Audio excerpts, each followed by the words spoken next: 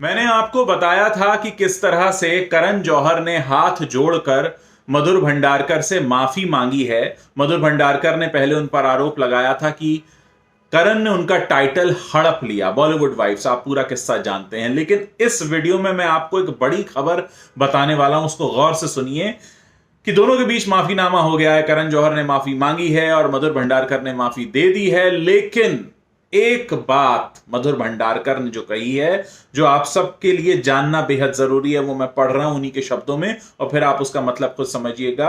उन्होंने करण को माफ करते हुए एक छोटी सी चिट्ठी लिखी है जिसमें उन्होंने लिखा है, I didn't hesitate a moment in the past before granting you the title Gutka in 2013 that you had requested from me, and hence I would have expected the same courtesy in return when I declined you the use of a title I had duly registered and which I did not intend to part with.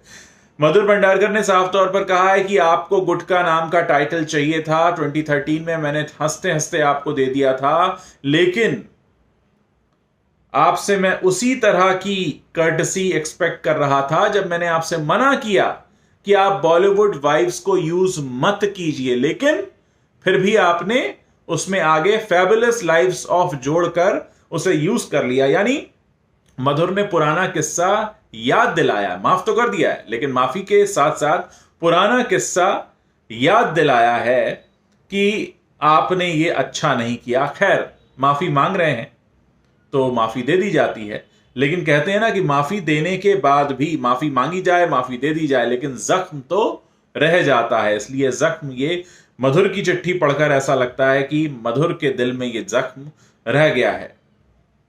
साफ लिख रहे हैं वो आगे इसमें कि this is not how I believe real relationships work, कि आप बात तो कर रहे हैं रिलेशनशिप की, लेकिन आप ये सोचिए कि एक्सपेक्टेशंस तो होती हैं। रिलेशनशिप तो एक्सपेक्टेशंस का ही दूसरा नाम है। जब एक बार आपने कुछ किया था, कुछ मांगा था, मैंने हंसते हंसते आपको दे दिया था, दोबारा आपने मांगा, मैंने मना किया, तो आपको उसकी रिस्पेक्ट करनी चाहिए थी, लेकिन आपने नहीं की। ठीक है, चलिए एक ही फैटर्निटी से आते हैं, माफी मांग रहे हैं तो मैं माफ कर देता हूं, लेकिन अगर आप मुझसे पूछें इस चिट्ठी का सही अर्थ, तो मैं ये मानूंगा कि मधुर के दिल में जख्म तो रह गया है।